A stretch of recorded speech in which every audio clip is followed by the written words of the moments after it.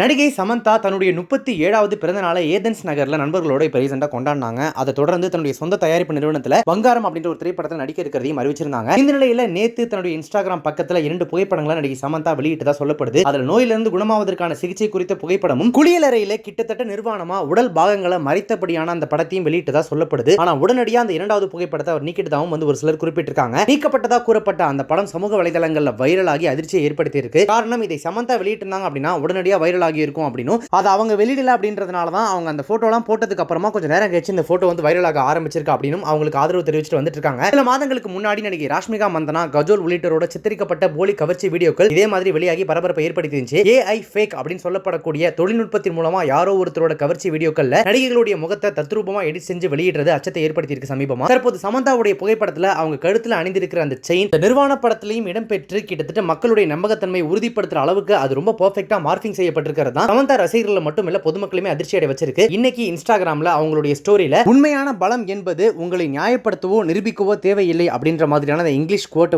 Share பண்ணிருக்காங்க. இதன் மூலமா அந்த விஷயம் போய் தான், ஆனா அதுக்காக நான் என்ன நிரூபிக்கணும் அல்லது எக்ஸ்பிளைன் பண்ணணும் தேவையே கிடையாது அப்படின்றத மறைமுகமா சொல்லி விஷயத்துக்கு ரியாக்ட் பண்ணிருக்காங்க.